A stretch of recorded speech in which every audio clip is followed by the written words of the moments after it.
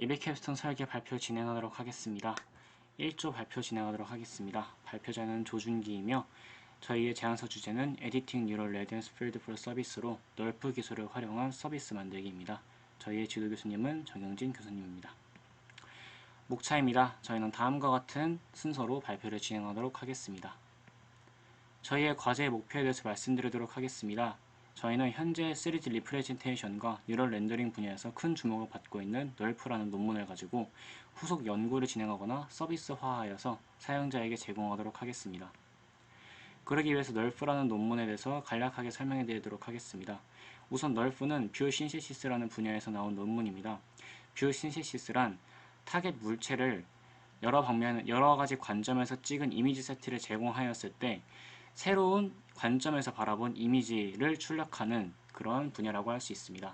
이것이 현재 기존 방식에서는 성능이 제한이 많이 있고 비용 또한 많은 부분에서의 문제가 있었으나 널프는 이를 효과적으로 혁신적으로 개선한 모습을 바라볼 수 있었습니다. 따라서 저희는 널프라는 논문에 주목을 하기 시작했습니다. 널프에 대해서 가장 핵심적인 부분들에 대해서 말씀드리도록 하겠습니다. 우선 노블 뷰 신세시스입니다. 마찬가지로 앞에 말씀드렸던 것처럼 핵심의 목표는 새로운 위치와 방향에서 바라본 대상의 모습을 새롭게 렌더링하는 것입니다. 이에 대한 간략한 과정에 대해서 말씀드리도록 하면은 해당 물체를 바라본 광선을 따라서 5가지 입력값을 샘플링된 3D 포인트를 생성합니다. 이를 MLP에 해당 입력값들을 넣고 해당 광선에 있는 포인트들의 색과 밀도를 출력하게 됩니다. 그리고 이런 색과 밀도를 볼륨 렌더링 기술을 활용하여서 2D 이미지로 합성하는 것이 널프의 가장 핵심적인 부분이라고 할 수 있겠습니다. 널프는 MLP를 사용하게 됩니다. MLP는 멀티 레이어 퍼셉트론인데 이때 이 MLP에 들어가는 입력과 아웃풋을 말씀드리도록 하겠습니다. 입력값은 총 5가지가 있습니다. 현실 공간을 나타내는 3D, X, Y, Z가 있고 그 물체를 바라보는 방향인 2D가 있습니다. 그때 나오는 출력값으로는 색깔을 표시해주는 RGB 3D가 있고 밀도가 있습니다. 이렇게 나온 RGB 값과 해당 물체를 바라보는 밀도를 나타내는 그 아웃풋을 가지고 볼륨 렌더링을 하게 되면은 해당 이미지의 픽셀을 나타낼 수 있는데요. 이때 사용되는 기술이 볼륨 렌더링 기술입니다. 볼륨 렌더링 기술은 아래와 같은 식으로 이루어져 있는데 이때 중요하게 여겨지는 것이 투과도가 있습니다. 투과도는 해당 물체, 타겟 오브젝트를 바라보는 그 광선에서 앞에 어떤 물체가 있을 경우 그 투과도가 낮아지게 되는데 이것은 앞에 있는 물체의 밀도가 높아질수록 투과도가 낮아지게 된다는 그런 이론을 볼 수 있습니다. 가령 예시를 들면은 현실 세계에서 해당 물체를 바라볼 때 물체 앞에 어떤 물체가 있을 경우에 그 물체가 보이지 않게 됩니다. 그 물체가 보이지 않게 되는데 그 물체의 밀도가 높을수록 저희 타겟 오브젝트의 투과도가 낮아지는 것을 볼 수 있습니다. 이렇게 나오는 투과도와 그리고 그때 바라보는 밀도와 색깔을 가지고 그것을 조합하면 해당 이미지의 픽셀을 조합할 수 있습니다. 그리고 두 번째로 중요한 이론은 하이라리컬 볼륨 샘플링입니다. 이때 볼륨 렌더링을 하게 될 경우에 아무것도 존재하지 않는 구간에서도 샘플링이 발생하게 되는데 이를 통해서 성능이 하락되는 문제가 발생합니다. 이를 효과적으로 개선하기 위해서 계층적 볼륨 샘플링을 진행하게 되는데 이는 콜스 네트워크라는 저급한 네트워크와 그리고 효과적인 네트워크 2가지를 활용하여서 실제 객체가 존재할 것으로 예측되는 영역의 좌표만 더욱더 많은 샘플링을 하게 되어서 실제로 아무것도 존재하지 않는 구간에서는 샘플링이 발생하는 것을 막아서 성능을 더욱더 개선시키는 방향입니다. 다음은 포지셔널 인코딩이라는 방법이 있습니다. 이것은 초창기 널프는 인풋이 5개이기 때문에 복잡한 장면을 모사하기 어려웠습니다. 이미지의 복잡한 값이 많을수록 인포메이션 펌프링 또한 진행이 되지 않고 있고요. 색상이나 도형에 대한 고주파적인 변화의 표현이 정말 어려웠습니다. 이를 효과적으로 해결하기 위해서 포지셔널 인코딩을 활용하게 되는데 이때 이 식에 나오는 P 값에 5가지 인풋 중 1가지가 들어가게 되면은 해당의 정보를 한 차원 더 고차원화 시켜서 이를 MLP에 학습시키게 되는데 이를 통해서 실제 해당 이미지의 고주파의 표현을 더욱더 가능하게 했습니다. 이를 통해 문제를 해결하는 것이 포지셔널 인코딩입니다. 다음은 논 램버트리안 이펙트라는 것이 있습니다. 램버트리안 이펙트는 물체를 바라보는 각도에 따라서 색상이 같게 보이는 효과인데요. 실제 현실 세계에서는 물체를 바라보는 각도에 따라서 색상이 같게 보이는 일이 거의 없습니다.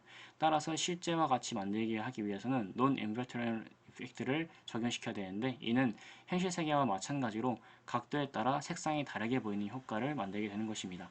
아래와 같은 사진을 바라보았을 때 널프는 이 어려운 복잡한 알고리즘도 만들어냈다는 것을 볼 수 있습니다. 다음부터는 최신 연구 동향에 대해서 알아보았습니다. 널프는 학습 속도를 향상시키거나 렌더링 속도를 향상시키는 등의 여러 가지의 연구 방향이 있었습니다. 현재 이 널프를 기준으로 여러 가지의 성능을 개선하는 방향이 이루어져 있는데, 저희도 그것을 알아보았습니다. 우선 MVS 널프나 IBR 앳 같은 그런 경우에는 이미지의 특정한 부분들만 추출하여서 널프와 결합하여서 모델을 구축하고 학습 시간을 감소시켰습니다. 하지만 이러한 추출된 이미지의 특징인 인접한 뷰들에서만 사용 가능하였기 때문에 평균적으로 낮은 정확도를 보이거나 멀티플 컨시스턴스를 만족시키는 못한 경우가 많았습니다. 뿐만 아니라 이때 이미지 퓨처를 추출하는 과정은 오히려 인퍼런스 시간을 증가시키기 때문에 전체적인 시간의 향상은 기대하기 어려웠습니다. 두 번째는 렌더링 속도의 향상을 기대할 수 있었습니다. NSVF나 DO 널프 같은 경우에는 복셀이나 프레딕트 뎁스를 이용하여서 샘플링 포인트 수를 감소시켰습니다. 하지만 이 같은 경우에는 외부 모듈이 필요하여서 모듈에 따라 성능이 제한되거나 다른 논문 같은 경우에는 렌더링 시간은 줄어들었지만 학습 시간이 늘어나서 전체적인 시간이 변화가 미비하였습니다. 최신 연구 동향으로는 또 제너레이션이라는 것이 있는데요. 제너레이션은 널프만으로는 해당 물체의 색을 바꾼다거나 요소를 컨트롤하지는 못했습니다. 따라서 있는 그대로 제공하게 되는 것인데, 이때의 제너레이션은 여러 가지 다른 이미지에서 색과 외관 등의 요소를 따로 가져와서 합성하여서 기존 물체에서 이미지를 새로 렌더링하는 방식입니다. 이때 중요하게 적용되는 개념이 디스인탱글먼트인데, 이는 각 물체의 요소를 조정할 수 있게 따로 분류하는 것을 바라볼 수 있습니다. 아래와 같은 사진에서 이렇게 혼합되어 있는 요소에서 각 요소들을 따로 분리해내고, 이렇게 두 가지 이미지에서 A의 외관과 B의 색깔을 가져와서 조합하는 기술을 제너레이션이라고 할 수 있겠습니다. 이 제너레이션의 대표적인 논문인 GRF라는 논문이 있는데요. 이전까지는 두 개 혹은 지정된 물체들에 대해서만 제너레이션이 가능하였지만, 아래와 같이 여러 가지 혼합되어 있는 이미지들 중에서도 여러 가지 이미지들의 피처를 가져와서 새로운 물체를 조합할 수 있었습니다. 하지만 이때의 단점은 이전 사용자가 지정해놓고 제한된 개수에만 가능하였다는 단점이 있었습니다.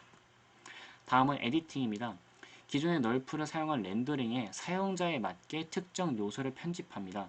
제너레이션과는 다르게 제너레이션은 여러 가지 물체를 합성하였지만, 에디팅은 사용자에 맞게 편집할 수 있다는 것이 가장 큰 특징인데요. 이를 효과적으로 나타낸 논문이 에디팅 컨디셔널 레디언스 필드입니다. 이는 모듈러 아키텍처를 설계하여서 모양과 색상을 아까 같이 분리하고 에디트 할 때 일부분만 사용자에게 맞게 조정하는 기술입니다.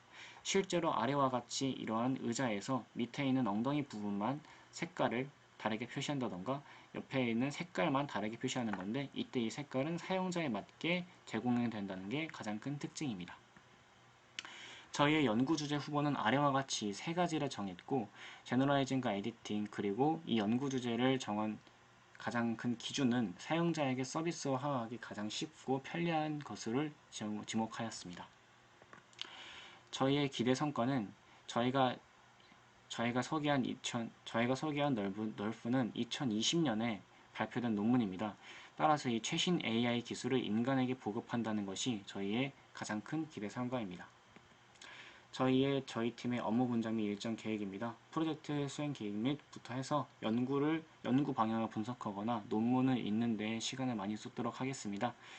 그 이후에 주제를 선정하고 최종 캡스톤까지 주제를 서비스화하는 데까지 목표로 두겠습니다. 감사합니다. 발표 1조였습니다. 발표자 조준기였습니다. 감사합니다.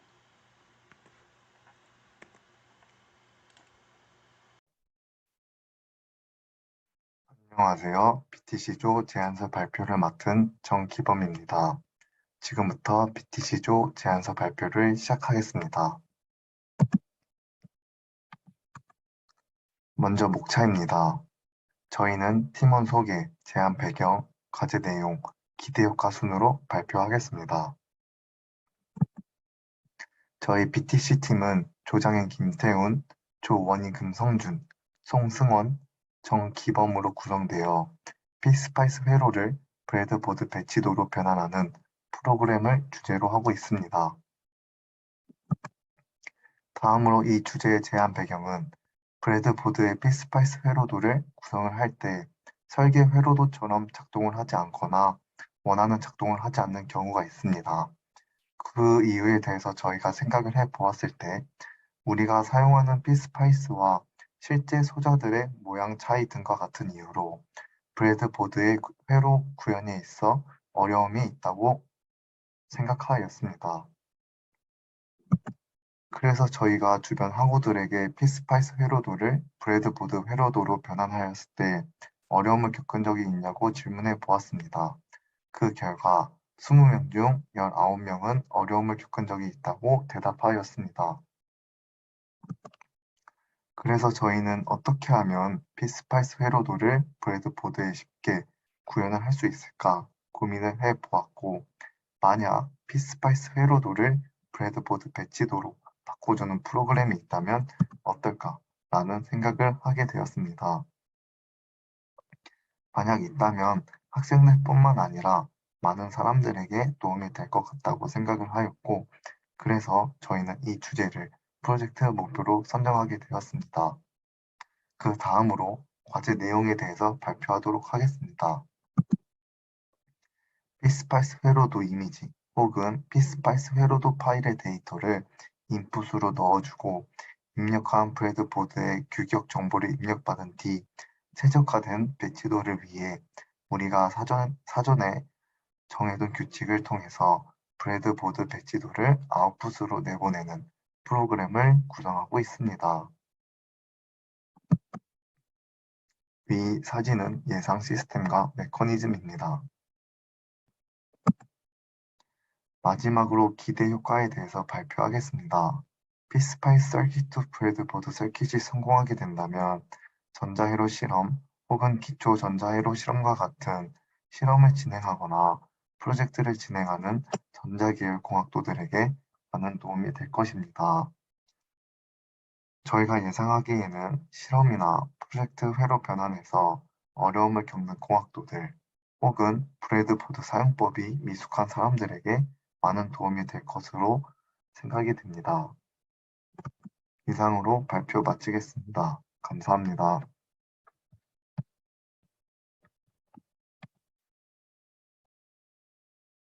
안녕하세요. 3조 발표를 맡게 된 김명진입니다. 목차는 다음과 같습니다. 통계청이 2021년 고령자 통계 보도자료에 따르면 65세 이상 고령 인구는 가파르게 상승하고 있습니다. 이 중 1인 고령 가구는 3분의 1 이상이며 이에 따라 관련 서비스는 계속해서 증가할 것입니다.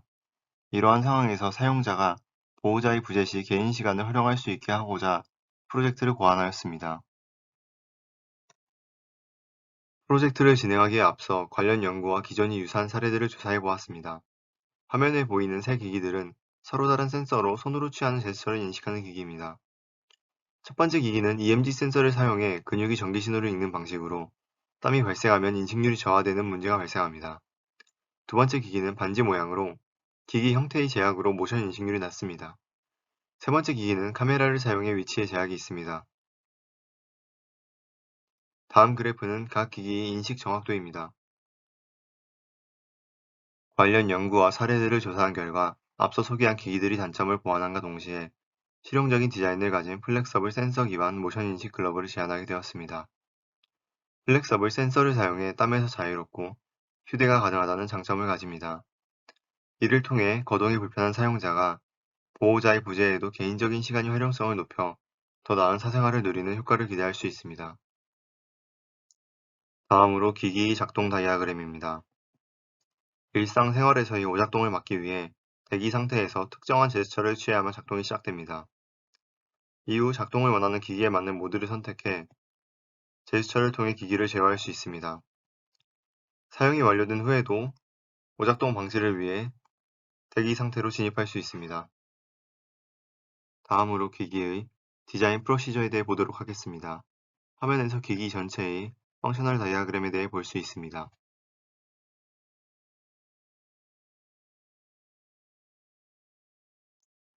다이아그램에서 하드웨어 디자인 프로세스 파트입니다.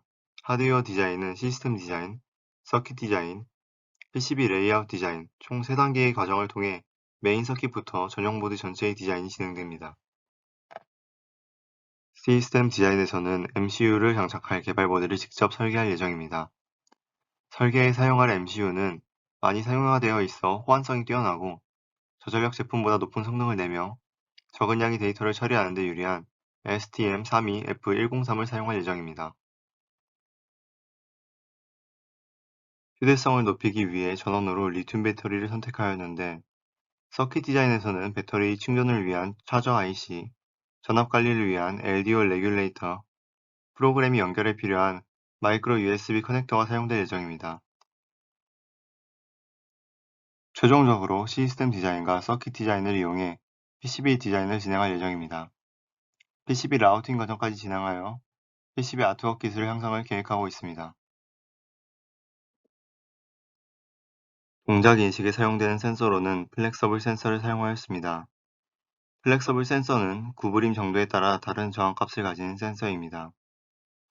센싱 알고리즘을 MCU 제조회사인 ST 마이크로 일렉트로닉스에서 제공하는 STM32 큐브 IDE 툴과 할 드라이버에서 제공되는 함수를 사용해 설계할 예정입니다.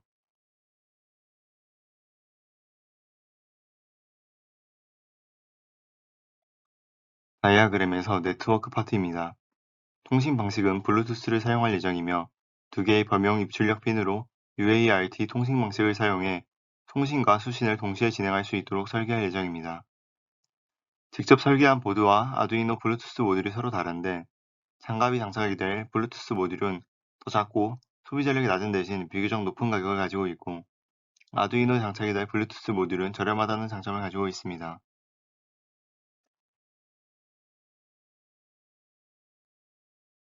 다이아그램의 마지막 부분인 디바이스 컨트롤 파트입니다. 디바이스 컨트롤용 개발 보드는 아두이노를 사용할 예정입니다. 최소 8가지 제스처 4가지 모드로 각각의 디바이스와 연결됩니다. 기본적으로 IR 방식으로 디바이스 컨트롤을 진행할 예정입니다. 추가적으로 기본적인 기능을 다루는 앱을 제작할 예정입니다. 이 프로젝트를 진행하는 것으로 거동이 불편한 사용자의 개인적인 시간이 활용도의 증가, 보호자와의 접촉이 감소로 코비드19로부터의 예방, 돌봄 서비스 편의성 증가 및 필요성 감소로 인한 비용과 시간이 절약을 기대할 수 있습니다. 다음은 역할 분담과 계획표입니다. 마지막으로 출처입니다. 감사합니다. 안녕하세요. 저는 4조의 발표를 맡은 이지연입니다. 저희 조는 매트랩을 이용한 티켓 툴 구현이라는 주제로 예비 캡스톤 제안서 발표를 시작하겠습니다. 목차는 다음과 같습니다.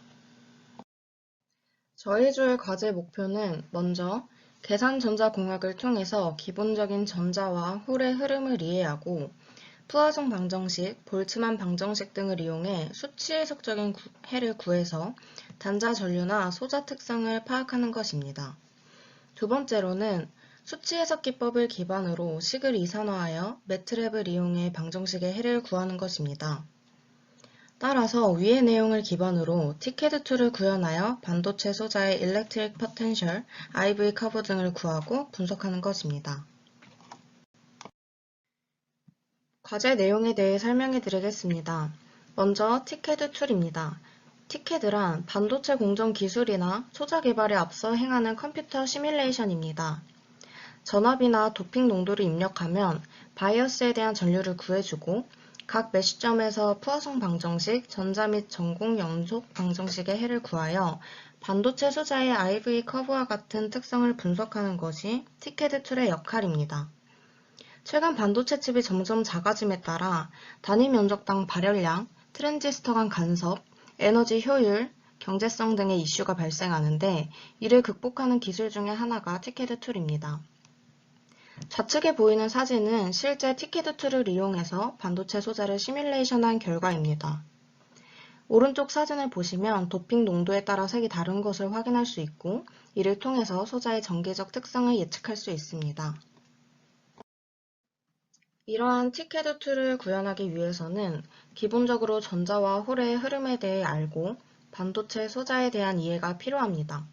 따라서 저희는 계산전자공학을 통해서 반도체 소자 시뮬레이션을 위한 이론을 공부하고자 합니다. 이 책에서는 여러 가지 이론을 소개하고 있는데 그중 중요한 몇 가지만 소개해 드리도록 하겠습니다. 먼저 슈레딩거 방정식은 전자를 파동으로 간주하여 전자의 상태를 나타내는 파동함수를 나타내는 방정식입니다. 식은 아래와 같고, 푸아송 방정식은 전하를 통해 일렉트릭 포텐셜을 구하는 방정식입니다. 다음으로 볼츠만 방정식은 전자의 분포를 나타내는 방정식입니다. 연속 방정식은 볼츠만 방정식을 적분해서 구하고 전자수의 변화에 대한 정보를 나타냅니다. 전류밀도 방정식은 볼츠만 방정식에 전자의 속도를 곱한 후 적분해서 구합니다. 그 식은 아래와 같습니다. 앞서 나온 식들을 저희가 직접 풀긴 어렵기 때문에 컴퓨터를 이용하여 푸는 것이 바로 수치해석 기법입니다. 수치해석 기법은 기본적으로 수학적인 표현을 기저함수의 개수를 계산하기 위해 행렬 방정식으로 전환하는 것입니다. 따라서 저희는 매트랩으로 위의 행렬 방정식을 풀어 반도체 소자의 특성을 파악하는 것이 저희 프로젝트의 최종 목표입니다. 아래 사진은 푸어송 방정식을 수치해석 기법을 이용해 행렬식으로 표현한 것입니다. 그리고 오른쪽에 보이는 그래프는 매트랩을 이용해 행렬식을 풀어 나타낸 것입니다. 마지막으로 저희 프로젝트의 기대 성과입니다. 저희가 제작하고자 하는 이 툴은 다른 툴들과는 달리 리눅스와 윈도우 같은 OS 환경에 구애받지 않으며 사용자의 필요에 따라 코드를 쉽게 수정할 수 있습니다. 또한 매트랩을 사용함으로써 그래프나 표를 쉽게 도식화할 수 있어 소자를 분석하는 데 용이합니다. 마지막으로 툴을 구현하는 데 비용이 들지 않아 경제적인 장점을 가지고 있기 때문에 기존의 툴들보다 접근성을 향상시키는 효과를 기대할 수 있습니다. 저희 조의 프로젝트 추진 일정표는 다음과 같습니다. 이상으로 4조의 예비 캡스톤 제안서 발표를 마치겠습니다. 감사합니다. 안녕하세요. 얼굴 인식을 통한 사용자 인증 시스템에 대해 발표할 심프의 이승용입니다. 제안서 발표는 다음과 같은 순서로 진행하겠습니다. 아이디어 제안 배경으로는 보이시는 것과 같이 어떻게 기존 출입 시스템의 RFID 카드나 지문 인식의 단점을 해결할까였습니다. 저희 조는 해당 문제점을 해결하기 위해 비접촉 방식을 사용하고 보안성과 편리함이 높은 얼굴 인식 기술을 활용할 예정입니다.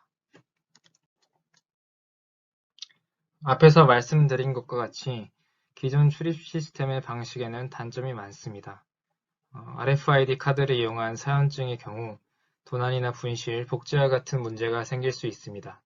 또한 지문 인식의 경우에는 지문 복제로 인한 보안 문제가 제기되고 있습니다. 그리고 센서에 지문을 직접 접촉해야 하는 방식에서 인식 센서 오염으로 인한 인식률 저하, 코로나와 같은 전염병 확산 등 여러 문제가 많습니다.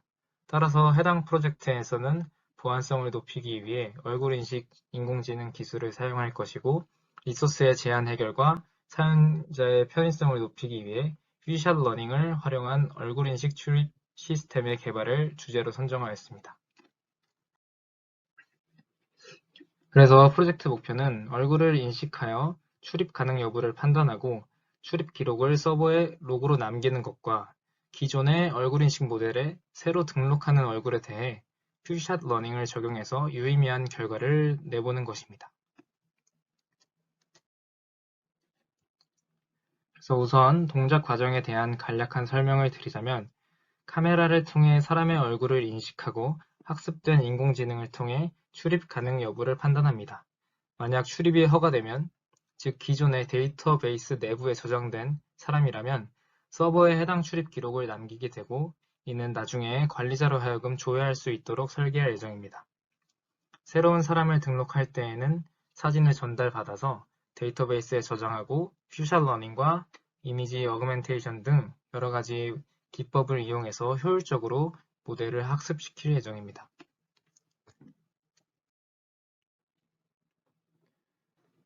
해당 프로젝트 관련 기술로는 페이스 레코그니션인 얼굴 인식과 퓨전 러닝이 있습니다. 얼굴 인식 기술은 지난 수십 년간 컴퓨터 비전의 주요 연구 분야 중 하나로 자리매김하고 있는데요. 시스템에 입력된 두 이미지 속 인물 간의 동일인 여부를 검증하거나 이미지 속 인물이 내부 데이터베이스에 미리 저장된 인물 중 누구와 가장 유사한지를 식별하는 데 해당 기술이 널리 활용되고 있습니다. 다만 얼굴 인식 모델의 훈련 또는 추론 단계에서 사진 속 얼굴 위치가 제각기 다르거나 그 촬영 각도가 다르면 얼굴 인식 정확도가 낮아질 수가 있습니다. 따라서 사진에서 얼굴 영역을 찾아 동일한 형태의 정면 얼굴을 추출하는 전처리 과정이 선행되어야 합니다. 일반적인 이미지 전처리 과정은 다음과 같습니다. 첫째, 시스템에 입력된 이미지에서 얼굴 영역을 찾아 눈, 코 등 얼굴 특징을 나타내는 점을 찾습니다. 그래서 이 특징 점들을 이용해 얼굴 영역을 동일한 형태와 크기로 변경합니다. 다음과 같이 전처리가 완료된 이미지가 얼굴 인식 모델에 입력되면 이미지의 어떤 특징 벡터 간 유사도를 비교하는 방식으로 얼굴을 검증 또는 식별을 수행할 수 있게 됩니다. 다음은 퓨전 러닝입니다. 딥러닝 모델은 데이터량에 비례해 그 성능이 향상되는 경향성을 보입니다. 즉, 데이터가 많으면 많을수록 성능이 좋게 된다는 말이 되겠는데요. 많게는 수백만 개에 이르는 매개 변수를 훈련할 수 있을 만큼 많은 양의 데이터가 생성됨에 따라 근래의 딥러닝 모델은 데이터 분류 문제를 사람만큼 잘 풀어내고 있습니다. 물론 이를 위해서는 몇 가지 필요 조건이 붙습니다. 현실을 충분히 잘 반영할 정도로 다양하고 품질이 우수한 데이터와 모델 훈련에 필요한 막대한 컴퓨팅 자원이 거의 필수라고 봐야 합니다. 이와 같이 딥러닝 모델의 학습 방법은 비효율적인 반면에 우리 인간은 단 몇 장의 사진을 가지고도 생애 처음으로 본 사물을 구분할 수 있습니다. 과연 기계는 인간처럼 아주 적은 데이터만으로도 좋은 학습 능력을 갖출 순 없을까요? 이 의문에서 시작된 연구가 바로 퓨전 러닝입니다. 퓨전 러닝에 대한 자세한 내용은 추후 중간 발표에서 설명드리겠습니다.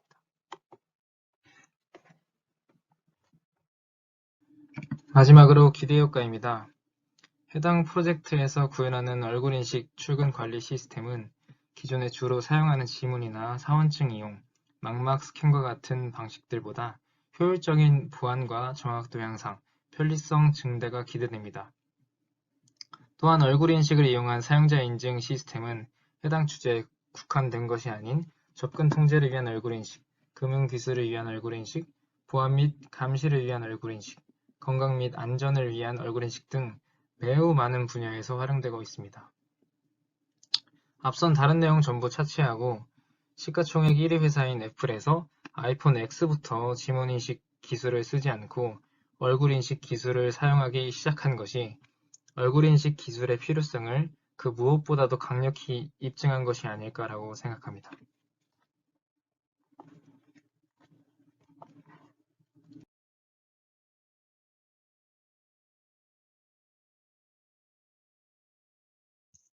욕조 제안서 발표 시작하겠습니다. 발표자는 강정우입니다. 발표 진행 순서는 다음과 같이 주제 선정 배경, 과제 목표, 과제 내용, 업무 분장, 설계 추진 일정 순으로 발표하겠습니다. 먼저 주제 선정 배경입니다. 현대 사회의 전자기기는 휴대성이나 간편성 등이 매우 중요한 지표로서 평가받고 있습니다. 그렇기 때문에 무선 통신 기술의 중요성이 크다고 볼 수 있는데 이 무선 통신을 이용한 기기에서 가장 중요한 부분 중 하나인 RF 수신단은 낮은 전력 레벨을 가지는 신호를 수신하므로 반드시 증폭이 필요합니다. 수신된 신호는 많은 잡음을 포함하고 있기 때문에 잡음을 최소화하면서 증폭을 시켜주는 기능이 필요합니다. 저희는 이번 예비 캡슨을 통하여 저잡음 증폭기를 설계함으로써 잡음 지수를 최소화하여 수신된 신호를 증폭할 수 있도록 하겠습니다. 과제 목표입니다. 저희의 과제 목표는 LT-SPICE와 매트랩을 이용하여 2.4GHz에서 동작하는 CMOS LNA를 설계하고 시뮬레이션을 통해 확인하는 것입니다. LNA 역할입니다. LNA는 보통 무선 통신 시스템의 수신기 초입단인 안테나와 믹서 사이에 위치합니다. 여기서 LNA는 미약한 RF 신호를 잡음을 최소로 하여 증폭하게 됩니다. 일반적으로 LNA는 마이크로볼트 수준의 약하고 확실하지 않은 신호를 약 0.5V에서 1V 정도의 더 유용한 신호로 증폭하는 역할을 합니다. 다음은 설계 이론입니다. 설계 이론은 신호대 잡음비, 잡음 지수, 시스템 NF, 전력 이득, 안정성, 정합, 클래식 노이즈 어널리시스 순으로 발표하겠습니다. 먼저 신호대 잡음비입니다. 신호대 잡음비는 시스템에서 잡음의 영향이나 수준을 알아보기 위한 지표로 많이 사용됩니다. 아무리 장비의 게인이 높아서 출력이 높게 나온다고 해도 인접 신호 잡음이 많이 나온다면 신호를 구분하기 어렵습니다. 그때 이 SNR을 통해서 원하는 신호와 잡음이 얼마나 차이가 나는지의 비율을 파악할 수 있습니다. 이 SNR은 값이 클수록 기기의 성능이 좋아지는 특성을 지닙니다. 다음은 잡음 지수입니다. 잡음 지수는 특정 소자나 회로 또는 시스템의 입력 SNR 대 출력 SNR의 비를 의미합니다. 능동 소자나 회로에서 증폭이나 변환 작용을 하게 되면 소자 내부에서 열 잡음 등이 발생하여서 그것을 통과하는 신호의 잡음을 부과시키게 됩니다. 이때 이 잡음 지수는 잡음의 부과 정도가 얼마나 증가했는지를 나타내며 이 지수가 낮을수록 성능이 좋다는 특성을 가집니다. 노이즈 피규어 F는 다음과 같이 출력 SNR분의 입력 SNR로 나타날 수 있고 이를 데시벨로 표현하기 위해서 NF를 정의하여서 이렇게 로그 형태의 식으로 표현할 수 있습니다. 다음은 시스템 NF입니다. 회로나 시스템 블록이 직렬로 연결된 경우에 최종 출력단에서 NF는 위와 같은 식으로 나타날 수 있습니다. 여기서 식을 보면 알 수 있듯이 초단 증폭기의 NF만 전체 NF에 그대로 들어가고 단수가 늘어날수록 앰프의 증폭값이 곱해진 채로 분모에 들어가기 때문에 NF 값이 현저히 작아지게 됩니다. 따라서 초단에 위치한 LNA의 성능이 중요하다는 것을 알 수 있습니다. 다음은 전력 이득입니다. LNA 전력 이득은 보통 10에서 20dB 수준에서 크게 벗어나지 않습니다. NF를 최소화할 때는 1단 증폭기가 유리하지만 15dB 이상의 이득을 얻으려면 2단 이상이 필요합니다. 그리고 무조건 낮을수록 더 좋은 NF와는 다르게 LNA 전력 이득은 수신기 전체 시스템의 요구 성능 및 이웃한 부품의 사용과 밀접한 관련이 있습니다. LNA 전력 이득의 증가는 전체 수신기 시스템의 선형 특성을 낮추지만 NF는 개선하기 때문에 잡음 지수와 전력 이득은 트레이드 오프 관계라고 할 수 있습니다. 따라서 설계를 할 때 이 부분을 잘 고려해서 LNA를 설계해야 할 것입니다. LNA의 전력 소모는 범위가 매우 넓지만 대체로 저전력을 사용하며 10mW 정도가 평균이라고 할 수 있습니다. 다음은 안정성입니다. 안정성은 증폭기 설계에 있어서 매우 중요한 요소 중의 하나입니다. 증폭기가 안정적으로 동작하기 위해서는 증폭기 회로를 바라보는 임피던스의 실수부가 양의 값을 가져야 합니다. 그렇지 않을 경우에는 입력된 신호의 전력이 증폭되어서 되돌아올 수도 있습니다. 이때 안정계수 K를 사용하여서 소자의 안정성을 판별할 수 있는데 K가 1보다 크고 델타 절대값이 1보다 작을 때 절대 안정 상태이고 K가 1보다 작을 때 조건부 안정 상태입니다. 모든 주파수에서 절대 안정 조건을 유지하는 것이 바람직하며 그렇게 하지 못할 경우에는 안정화를 위한 저항이나 부궤한 회로를 도입하여서 안정성을 높여야 합니다. 정합 부분입니다. 저희가 설계할 LNA는 캐스코드 구조를 이용합니다. LNA를 설계할 때 인풋 매칭과 아웃풋 매칭이 필요한데 이 구조를 이용할 시 인풋 매칭과 아웃풋 매칭을 동시에 할 수 있습니다. 그리고 보통 입출력 임피던스는 50ohm으로 정해지며 이 임피던스를 기준으로 입출력 단에서 회로가 서로 호환성을 가지게 됩니다. 원래 전력 전송이 가장 좋은 임피던스는 33ohm 정도이지만 왜곡이 가장 좋은 임피던스는 75ohm입니다. 그래서 중간 정도의 값이고 계산이 편한 50ohm을 사용하게 됩니다. 임피던스의 정합 정도는 RL로 나타내는데 보통 RL이 10dB 이상이면 정합이 된 것으로 간주합니다. 여기서 주목할 점은 동작 주파수가 2GHz 정도로 낮을 때는 M2 트랜지스터 자체에서 노이즈가 거의 발생하지 않지만 높은 주파수에서는 노이즈가 발생하게 됩니다. 그러므로 저희가 설계할 2.4GHz 대역에서는 M2는 주로 리버스 아이솔레이션을 계산하기 위해 사용됩니다. 아웃풋 매칭은 LC 공진 회로로 마찬가지로 50ohm 매칭을 위한 회로로 만들어집니다. 다음은 클래식 노이즈 어널리시스입니다. 노이즈 팩터의 관한식은 원 방정식의 형태로 나타납니다. 따라서 위와 같이 스미스 차트상에서 나타낼 수가 있고 여기 식을 보시면 GS가 G 옵티멈과 같고 BS가 B 옵티멈과 같게 되면 F가 F 미니멈과 같게 되어서 이 점이 Y 옵티멈이라는 점으로 표시가 됩니다. 그리고 이 점을 지나는 실수와 호스값을 구하고 LNA의 입력단에 달면 됩니다. 이 점으로부터 멀어지게 되면 노이즈가 상승하게 됩니다. 그래서 위와 같은 상황에서 Y 옵티멈과 Y인을 일치시키는 방식을 클래식 노이즈 어널리시스라고 합니다. 하지만 이 방식에서는 노이즈와 게인의 타협점을 찾아야 한다는 단점이 있기 때문에 캐스코드 LNA 구조를 사용하여 동시에 일치시키는 것을 가능하게 해줍니다. 다음은 설계 규격입니다. 주파수는 2.4GHz 대역을 선택하였고 게인은 10dB 이상, 노이즈 피규어는 1dB 이하, 인풋 리턴 로스와 아웃풋 리턴 로스는 마이너스 10dB 이하를 선택하였습니다. 동작 원리입니다. LNA를 설계함에 있어서 5G 대역인 5에서 38GHz 대역까지 이 구조가 가장 대표적이라고 할 수 있습니다. 이 구조는 게인도 키울 수 있고 노이즈도 가장 낮게 가져갈 수 있기 때문에 저희 조의 회로를 이 회로로 선정했습니다. 먼저 여기 하단 V1 쪽 회로를 보시면 스위치나 밴드 패스 필터, 안테나 등등을 태분한 등가폼으로 모델링 하였습니다. 그 옆 M1에는 게이트와 소스 쪽에 인덕터를 달고 M1에 생략된 캐패시터를 달아줌으로써 인풋 매칭 앞단에서 쳐다봤을 때 50ohm이 되게끔 만들 수 있고 동시에 최소한의 노이즈로 노이즈 매칭을 할 수 있습니다. M2 쪽 회로에서는 리버스 아이솔레이션을 계산하기 위해 캐스코드 구조로 회로를 구성하였고 상단에서는 캐스코드의 증폭기 부하로서 LC 공진 회로이자 출력단 매칭 회로를 구성했습니다. 다음은 설계 과정입니다.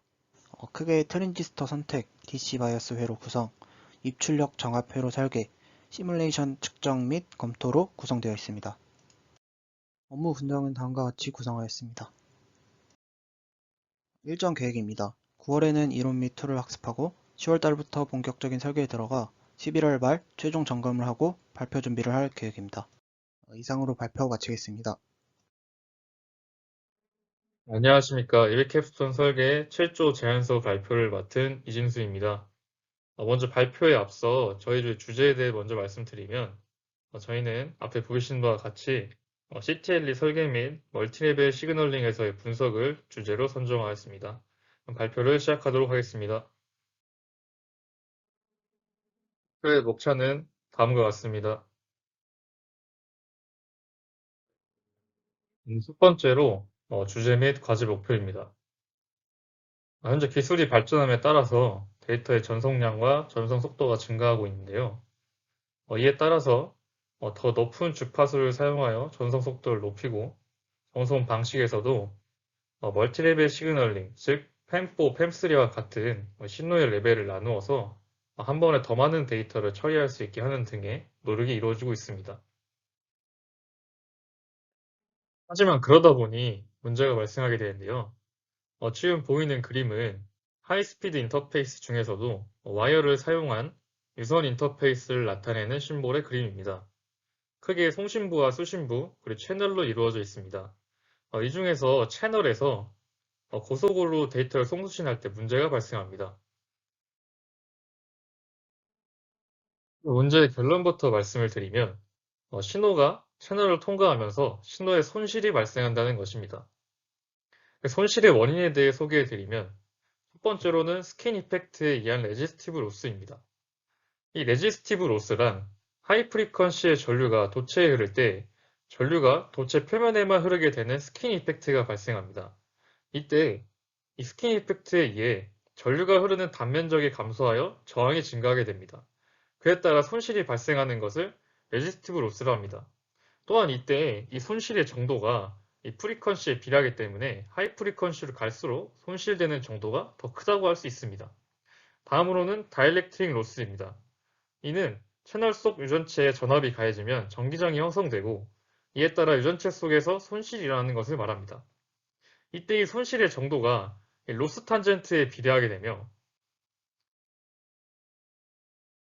이 로스 탄젠트는 프리퀀시에 비례하기 때문에 하이 프리퀀시로 갈수록 더 많은 손실이 일어나게 됩니다. 결국에 하이 프리퀀시로 갈수록, 즉 전송 속도가 올라갈수록 레지스티브 로스와 다이렉트릭 로스가 증가하여 화면의 오른쪽 밑에 보이는 그래프처럼 하이 프리퀀시를 갈수록 손실이 더 증가하는 것을 확인할 수 있습니다. 이러한 손실로 인해서 ISI가 발생할 수 있는데요. ISI란 이전 신호가 현재와 미래의 신호에 간섭을 일으키는 것을 말합니다. 이에 대해 설명을 드리면 만약 이 왼쪽의 그림을 보았을 때 만약 10이라는 신호와 010이라는 신호가 전송되었을 때 이렇게 겹치는 부분이 발생하게 됩니다. 이 부분에서 이 사이의 공간이 클수록 이 신호가 0인지 1인지 판단이 더 쉬워지게 됩니다. 그런데 만약 앞서 말씀드린 채널에서의 손실로 인해서 이 부분처럼 이 겹치는 부분의 사이 공간이 줄어들게 되면 판단이 어려워질 것이며 심할 경우에는 아예 판단이 불가능해지는 문제가 발생할 수 있습니다. 그렇다면 이를 어떻게 해결할 수 있을까요? 지금 화면에 보이시는 그림에서 왼쪽 그래프와 같은 특성을 가진 시스템과 오른쪽 그래프와 같은 특성을 가진 시스템을 만약 순서대로 통과한다면 이 왼쪽 그래프에 손실이 일어나는 부분과 오른쪽 그래프에 증폭이 일어나는 부분이 만나서 손실이 보상되게 될 것입니다. 이러한 오른쪽 그래프와 같은 손실을 보상해 줄 수 있는 특성을 가진 회로인 CTL을 제작하는 것이 저희가 이번에 과제로 설정한 목표입니다. CTL을 적용하게 되면 지금 보이시는 사진처럼 0과 1의 구분이 명확한 시그널 인테그리티가 개선된 신호를 확인할 수 있게 됩니다. 다음은 과제 내용입니다. 먼저 멀티레벨 시그널링에 대해서 조사한 뒤에 저희가 추후 분석에 사용할 멀티레벨 시그널링 방식을 팸3 또는 팸4 중에 선정하고자 합니다.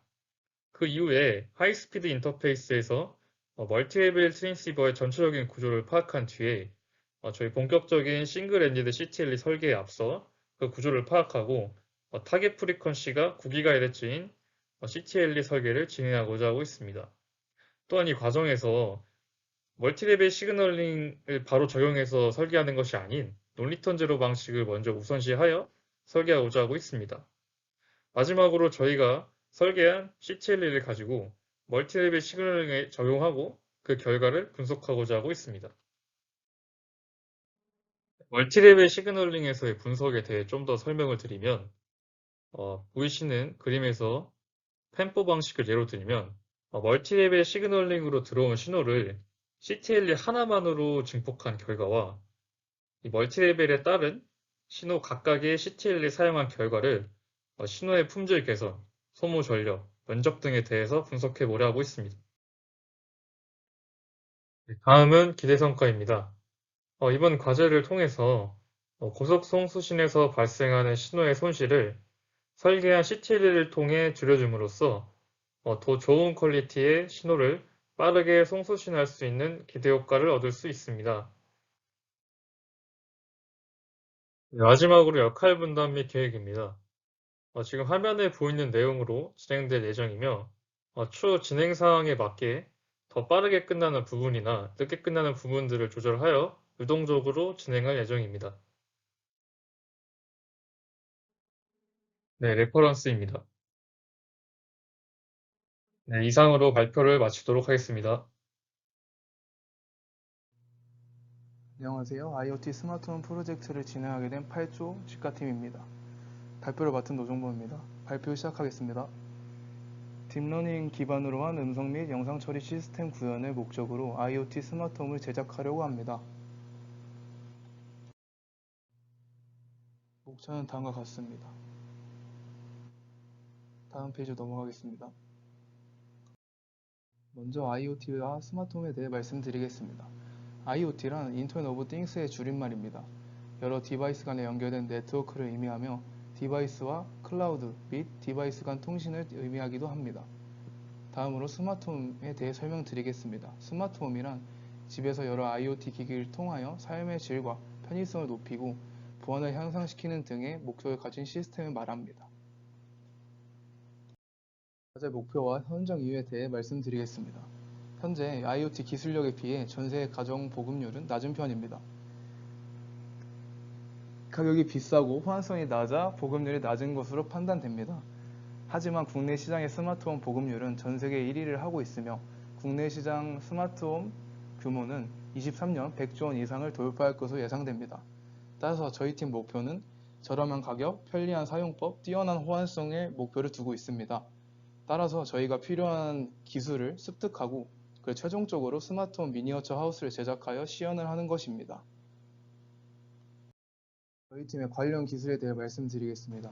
라즈베리파이와 아두이노를 사용하여 하드웨어 부분을 컨트롤할 예정이고, 그 다음에 MQTT 서버를 사용해서 데이터들을 받고 주는 역할을 할 예정입니다. 그리고 오픈CV와 파이썬을 사용해서 딥러닝을 기반으로 하려고 하기 때문에 AI 기술을 사용할 예정이고요. 그리고 안드로이드 스튜디오 프로그래밍을 사용해서 어플을 제작할 예정입니다. 다음으로 과제 내용에 대해 설명드리겠습니다. 저희의 디자인 스펙이고요. 설계 기준은 단독주택으로 하였습니다. 먼저 보안 현관문에 대해 말씀드리겠습니다. 카메라 CCTV를 이용하여 가족 구성원인지 아닌지의 얼굴을 인식을 통해 판단을 하고 가족 구성원이 맞을 시 문이 열리는 형태로 진행을 하려고 합니다. 그리고 따라서 여기에 서버의 연결을 통해 사용자가 사용하는 앱에 얼굴이 보이도록 하고 그 다음에 보안 알림 기능을 넣으려고 합니다. 그 다음으로 전등 온오프 시스템인데요. 이거는 단순하게 사람들이 전원 버튼을 껐다 켰다 하는 형태로가 아니라 사람이 말을 통해서 전등을 켜달라 꺼달라 하면 그에 맞춰서 전등이 켜지고 꺼지고를 하는 시스템이고요. 그 앱으로도 제어를 할 수 있도록 만들 예정입니다.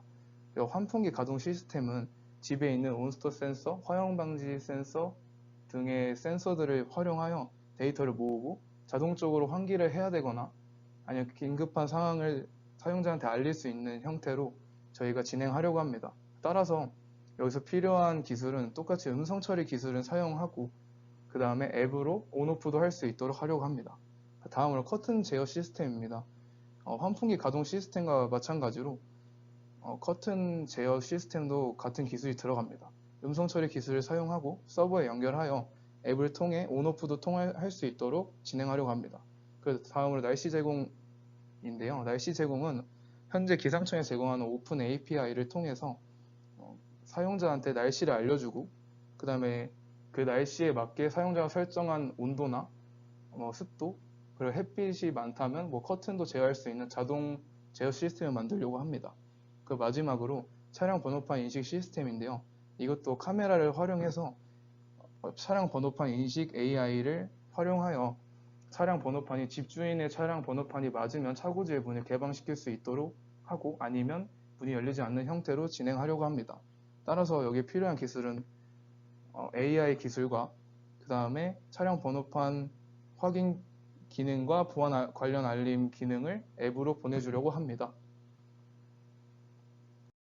앞에서 말씀드린 과제 내용에 대해서 저희가 다이어그램으로 표시를 해봤는데요. 왼쪽 부분은 센서와 카메라, 그리고 마이크, 아두이노와 라즈베리 파이를 통해서 받은 데이터를 MQTT 통신으로 하려고 합니다. 그리고 이 MQTT 통신에 AWS IoT와 AWS EC2를 통한 클라우드 컴퓨팅을 이용하여 서버를 구축하고 어플과 통신할 예정입니다. 다음으로 기대 성과인데요. 저희 개발자들의 기대 성과와 사용자 및 사회 경제적 시점의 기대 성과에 대해 말해보겠습니다.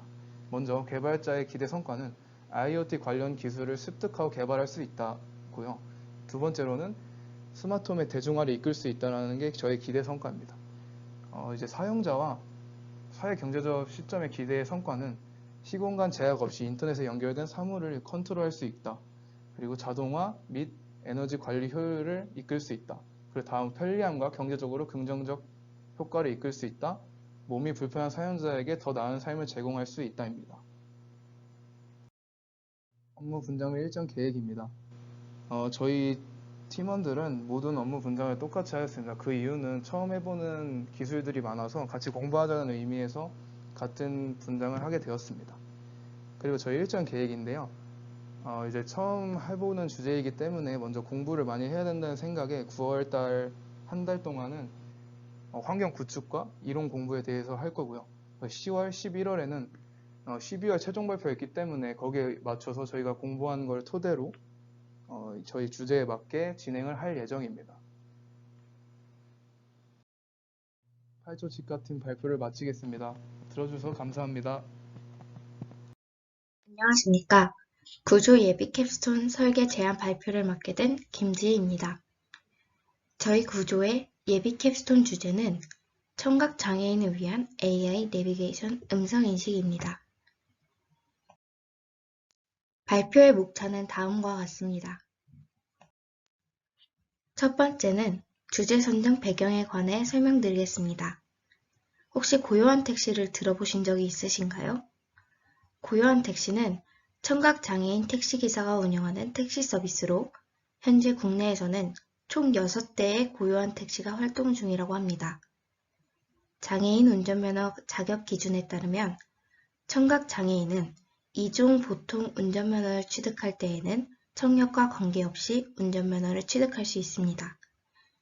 하지만 운전이 가능하다고 하여 들리지 않는 상황에서 운전을 하는 것이 쉽지는 않을 것입니다. 청각장애인 택시 운전사가 길을 찾기 위해서는 내비게이션의 화면을 계속 주시해야 하며 이 때문에 유리 전방과 내비게이션 화면 모두를 신경 써야 한다는 어려움이 있습니다. 실제로 이에 대한 모색 방안을 여러 기업들이 내놓은 사례들 중 현대차 그룹은 차량 AR 내비 서비스를 개발 중이며 이에 대한 상용화 시점을 2023년 이후로 예상하고 있다고 밝힌 바 있습니다. 따라서 저희 조는 현 시점의 여러 기업들의 사례들을 참고한 후 이 상황에 적용할 수 있는 해결 방안으로서 본 예비 캡스톤의 주제를 선정하게 되었습니다. 주제는 AI 딥러닝 모델을 통해 내비게이션 음성을 화면상으로 시각화하는 모델을 구현하는 것입니다. 앞으로의 순서를 통해 저희 조가 구축할 모델에 대해 설명드리겠습니다. 두 번째, 이론 및 동작 과정입니다. 저희가 구현할 AI 모델은 내비게이션의 음성을 인식하고 운전자 전방의 디스플레이 자막으로 띄워주는 서비스를 제공합니다.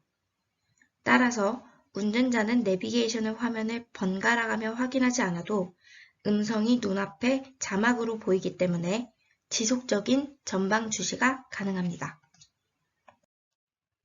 이를 구현하기 위해 저희는 내비게이션 음성을 인식하는 AI 딥러닝 모델은 파이썬과 텐서플로어를 사용하여 개발하고 이를 매트랩 안에서 검증하는 방식으로 진행할 예정입니다.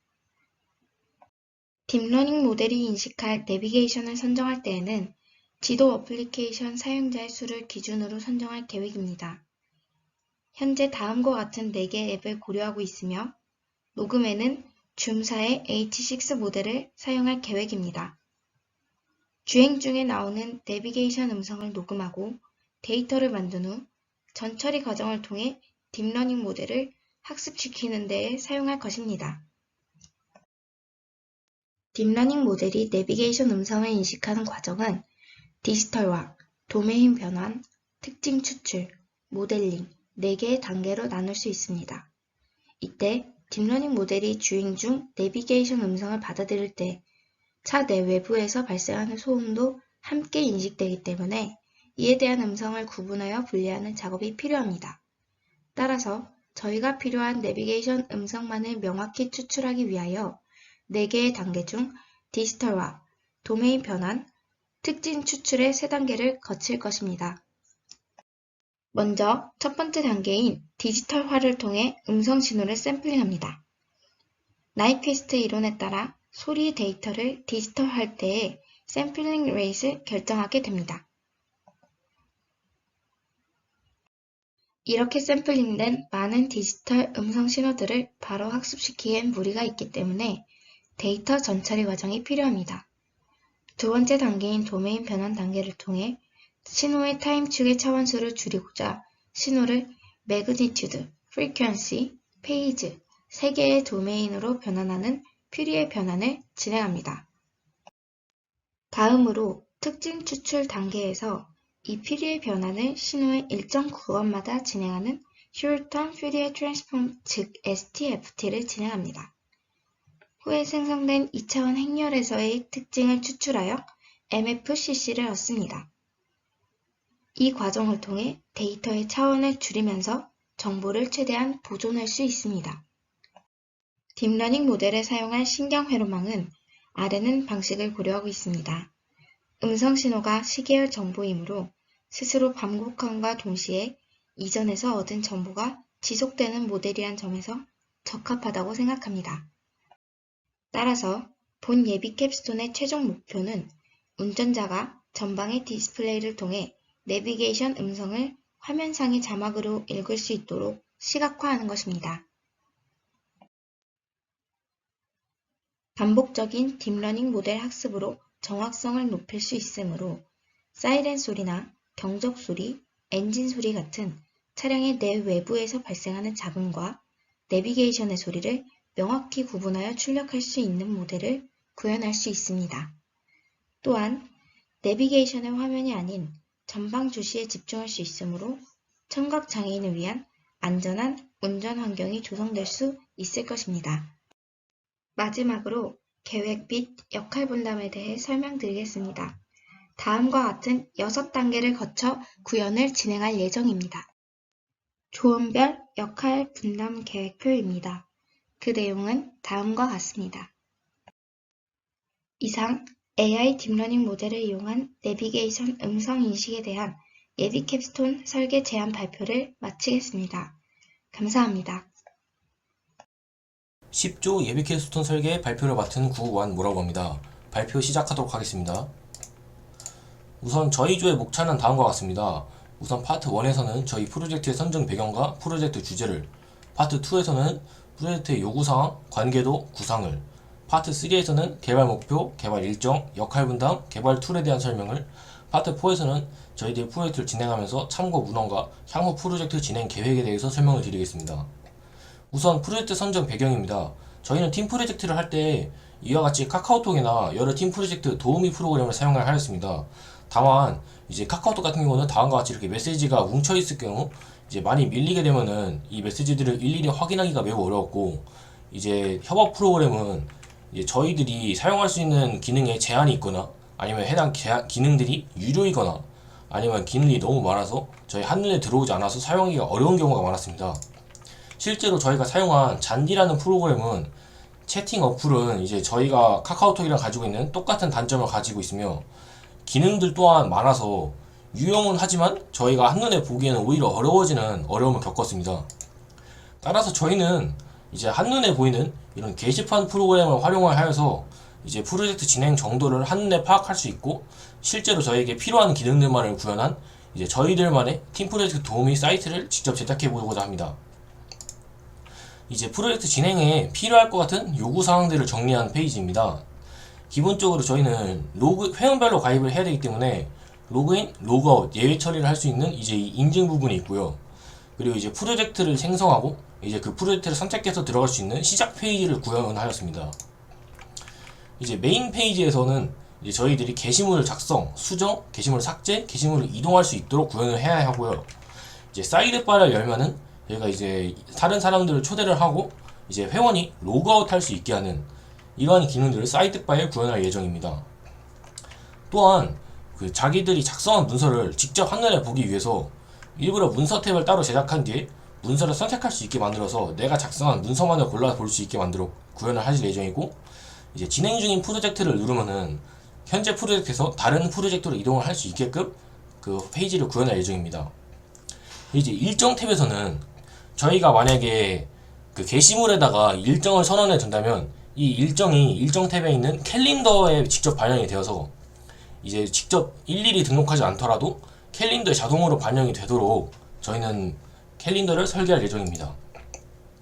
마지막으로 요구사항의 공지사항인데요. 이 공지사항은 저희가 게시물들 중에서도 특히 자주 봐야 된다거나 아니면은 이거는 두고두고 봐야 된다라고 생각해야 되는 이러한 게시글들을 저희가 배너로 계속해서 띄워서 그 사용자에게 노출시키거나 아니면은 이 중요한 부분들만 모아서 볼 수 있도록 따로 공지사항이란 탭을 제작하도록 하였습니다. 따라서 프로젝트의 진행을 대략적인 관계도로 나타내보면 다음과 같은데요.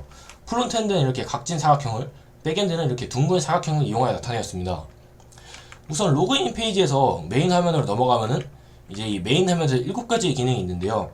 이제 각 기능에 맞춰서 이제 백엔드와 프론트가 통신을 하는 것을 보실 수 있고, 사이드바를 활성화시키면은 사이드바에서 추가로 5가지의 기능이 이용이 가능한 것을 볼 수가 있습니다. 이때 이 초대 기능과 로그아웃 기능은 이번 회차에 진행할 예정이지만 이 나머지 3개의 탭은 저희가 추후에 프로젝트를 발전시켜 나가면서 필요한 기능이 더욱 필요하다고 생각하면은 그 이때 따로 기능을 추가할 예정입니다. 다음으로는 저희가 이제 실제로 구성하는 페이지의 구상도입니다. 우선 처음에 이렇게 메인 페이지가 나오게 되고 이 카카오 로고를 클릭하여 카카오 로그인을 하게 되면 다음과 같이 저에게 익숙한 카카오 연동 화면이 나옵니다. 이 카카오 연동 화면을 로그인해서 넘어가면은 이제 저희의 프로젝트의 시작인 시작 화면으로 들어가게 되는데요. 다음과 같이 프로젝트가 하나도 없다면 프로젝트 생성하기만 남아있어서 프로젝트를 직접 생성하면 다음 페이지로 넘어가고, 만약에 프로젝트가 있다면 이 위에 프로젝트 리스트가 프로젝트 명별로 일렬로 뜬 뒤에 맨 마지막에 프로젝트 생성하기가 뜰 겁니다. 그런 식으로 프로젝트를 생성해서 들어가거나 아니면 프로젝트를 선택해서 들어가면은 저희의 핵심 페이지인 메인 화면으로 들어가게 됩니다. 이 메인 화면에 그 좌측에 있는 배너 부분은 따로 설명하도록 하고, 우선은 메인 화면에서 중요한 게시판 기능인데, 이 게시판은 기본적으로 상단에 프로젝트의 이름이 나타나서 어떠한 프로젝트인지 직접적으로 확인할 수 있고, 프로젝트의 진행도를 4개의 태그로 분류하여 이 각 태그별로 자기들이 얼마나 프로젝트가 진행이 되는지를 직접 가시적으로 확인할 수가 있습니다. 또한 이 플러스 버튼을 누르면 게시글을 등록할 수가 있게 되는데요. 등록된 게시물은 이 플러스를 누른 태그에 바로 밑에 생기며 이제 이 제목과 기한만 이제 중요하게 나타나게 됩니다. 또한 이 게시글들을 드래그 앤 드롭으로 이제 to do에서 doing에서 verify로 가볍게 옮길 수 있게 돼서 더욱 편리하게 이용이 가능하다는 장점이 있습니다. 다음 화면은 이제 우측 상단에 사이드바를 활성화시켰을 때 나오는 화면인데요. 이제 보시면은 멤버 초대와 로그아웃이 활성화되어 있는 것을 보실 수 있습니다. 이 나머지 2개는 아까 설명드린 대로 추후에 기능을 추가할 때 따로 추가할 예정이고요. 현재 구현 예정은 이제 이 프로젝트의 다른 인원을 초대하는 멤버 초대 기능과 로그아웃 기능을 추가할 예정입니다. 다음은 저희 메인 페이지에서 이 플러스를 눌렀을 때 나오는 게시글 작성 화면입니다. 이제 게시글 작성은 저희가 평소에 쓰던 것처럼 유사하게 제목과 첨부 파일, 기한, 그리고 이제 내용 이렇게 4가지를 작성할 수가 있으며, 이 기한을 작성할 경우에는 아까 말씀드린 대로 이제 일정에 있는 캘린더에 직접적으로 반영이 되게 됩니다. 이제 이 저장키를 누르면은 이 게시글이 저장이 되게 되고요. 만약에 게시글을 한 번 더 클릭한다면 이 게시글 내부에서는 이제 수정과 삭제로 바뀌게 됩니다. 이 수정을 누르면은 이전 페이지처럼 다시 원하는 대로 수정을 한 다음에 재저장을 할 수 있게 되지만, 삭제를 누르면은 해당 게시글이 삭제되어 더 이상 볼 수 없게 됩니다. 다음 페이지로는 진행 중인 프로젝트와 내가 작성한 문서 프로젝트입니다. 해당 페이지에서는 이제 각 게시물들의 제목이 이제 일렬로 이렇게 나타나게 되는데요. 일렬로 한 줄씩, 그리고 이제 이게 아래로 정렬이 되게 되면서 한눈에 내가 작성한 프로젝트와 진행 중인 프로젝트와 내가 작성한 문서를 한눈에 볼 수 있습니다. 이제 일정 부분은 저희가 이제 9월 17일 부분에 보시면 프로젝트 마감이라고 되어 있는 게 보이실 텐데요. 이 프로젝트 마감은 이제 저희가 메인 페이지에서 보시면은 메인 페이지에서 아까 일정을 적는 것을 확인하셨다시피 일정에서 그 날짜를 등록해두면은 자동으로 캘린더에 반영되는 형식으로 저희는 구현할 예정입니다. 이런 식으로 해서 만약에 2022년 9월을 누른다면 저희가 평소 달력을 이용하는 것처럼 원하는 년, 원하는 달에 들어가서 저희가 프로젝트가 언제 시작해서 언제 끝나는지를 저희가 한눈에 확인할 수 있게 될 것입니다. 마지막으로는 공지사항 부분입니다. 공지사항은 진행 중인 프로젝트와 내가 작성한 문서와 매우 유사하지만 한 가지 다른 점이 바로 좌측에 북마크 기능이 있다는 것인데요. 이 북마크 기능은 이 북마크 1번이 활성화되신 것을 보실 수 있는데 이 1번이 이 좌측 하단에 공지사항 배너에서 계속 돌아가면서 사용자에게 노출되게 됩니다. 만약에 1번과 3번이 활성화되어 있다면 1번 이후에 다시 3번, 다시 이후에 1번 이런 형식으로 계속해서 사용자에게 노출을 시켜가면서 중요한 정보를 상기시킬 수 있도록 구성하였습니다. 저희 개발 목표는 프론트엔드는 우선 소셜 로그인, 디자인, 화면 전환, 애니메이션, 불편사항 개선 이렇게 5가지를 중점적으로 이제 개발 목표로 잡았고 백엔드 쪽은 소셜 로그인, 데이터베이스 관리, 파일 업다운로드, 게시글 저장 분류, 회원 정보 저장, 동시성 제어 이렇게 6가지를 주요 항목으로 개발 목표로 잡았습니다. 그래서 개발 일정은 저희는 다음과 같이 설계하였고요. 역할 분담은 제가 프론트엔드 전반, 그리고 방지훈군이 백엔드 전반, 그리고 강승혁군이 프론트엔드와 백엔드 전반을 아우러가면서 그 기본적인 기능들을 처리해주는 것으로 마련하였습니다. 개발 툴은 프론트엔드는 HTML, CSS, 자바스크립트, 리액트 이 4가지의 툴을 중심적으로 사용할 것이고요. 백엔드는 자바, 스프링, MySQL, JPA, 퀘리 DSL, 타임리프, 디벨롭, AWS, 도커, Git, 엔지닉스 이렇게 개발 툴들을 사용할 예정입니다. 저희의 참고 문헌은 다음과 같으며 향후 계획으로는 이제 예비 캡스톤 설계에서는 이제 저희는 메인 화면, 일정, 공지사항과 같은 기능 구현을 중심적으로 할 예정이며 그리고 이제 디자인, 데이터 처리를 완료하여 기본적인 설계를 이번 예비 캡스톤 설계에 마칠 예정입니다. 그리고 이제 다음 학기에 캡스톤 설계 부분에 들어가서는 이제 사이드바의 기능을 추가하여 추가 기능을 구현하고 이제 저희들이 좀 더 가시성을 높이기 위하여 그 디자인을 개선하고 이제 AWS를 사용하여 웹에 직접 이 프로그램을 배포하는 과정을 거칠 것입니다. 이상으로 발표를 마치겠습니다. 감사합니다. 안녕하세요. 프로텍트 조의 발표자 장유지입니다. 제안서 발표 시작하도록 하겠습니다. 저희 조의 예비 캡스톤 주제는 딥러닝을 이용한 시설물 안전점검 시스템입니다. 목차는 과제 목표, 과제 내용, 기대 성과, 일정 계획 순으로 발표하도록 하겠습니다. 먼저 과제 목표입니다. 저희 조는 예비 캡스톤 주제 선정을 위해 논의하던 중 최근에 가장 각광받고 있는 AI와 드론을 활용해 보고자 하였습니다. 이와 관련된 주제를 찾다 보니 철도연에서 드론과 AI를 기반으로 만든 철도 시설물 안전점검이 우리나라에서 세계 최초로 사용했다는 기사를 발견하게 되었고 이에 대해 아이디어를 얻게 되었습니다. 사람의 인력으로 수많은 시설물의 결함과 균열을 직접 모두 관리하고 발견하는 것은 현실적으로 어려움이 있기 때문에 기존의 안전점검 방식은 안전적인 부분과 정확도에서의 효율성이 떨어질 수 있다고 판단하였습니다. 그래서 딥러닝을 기반으로 한 영상, 이미지 분석을 이용하여 사람이 직접 관리할 수 없는 시설물의 균열 및 결함을 검출하는 시설물 안전점검 시스템을 제작하는 것이 저희의 목표입니다. 이 시스템을 통해 유지 및 보수할 위치를 사전에 인지할 수 있습니다. 추가적으로 딥러닝 모델을 드론 또는 어플에 구현할 예정입니다. 시설물의 균열과 결함을 검출하기 위해서 드론 카메라로 촬영한 영상을 분석하여 현장의 결함과 균열을 실시간으로 탐지합니다.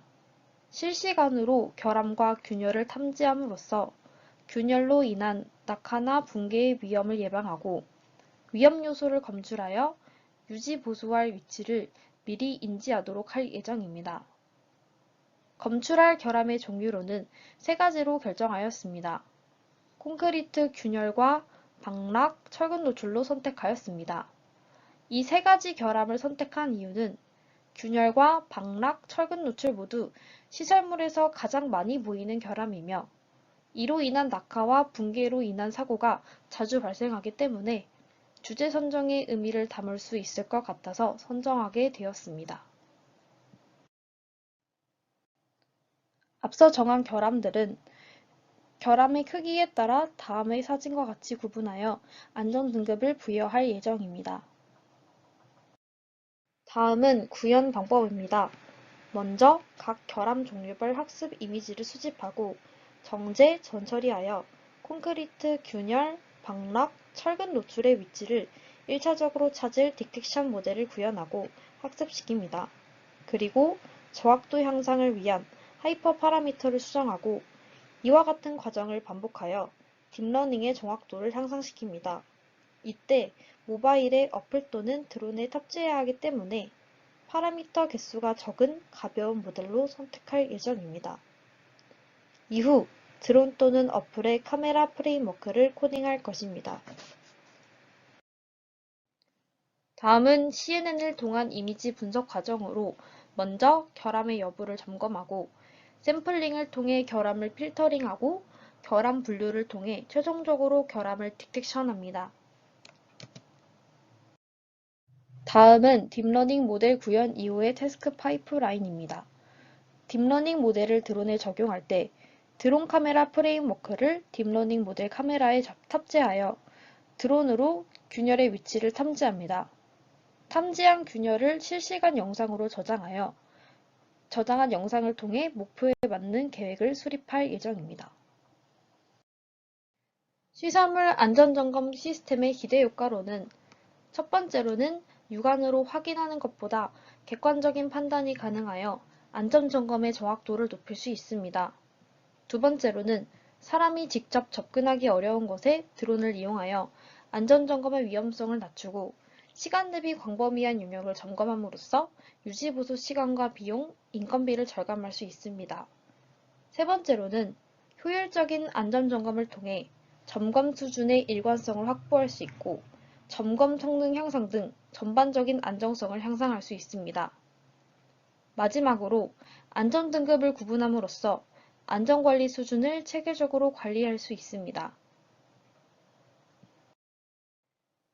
일정 계획은 주제 선정, 관련 정보 수집, 딥러닝 구현, 드론 카메라 프레임워크, 딥러닝 모듈 카메라 통신, 중간 점검의 단계로 진행할 예정입니다.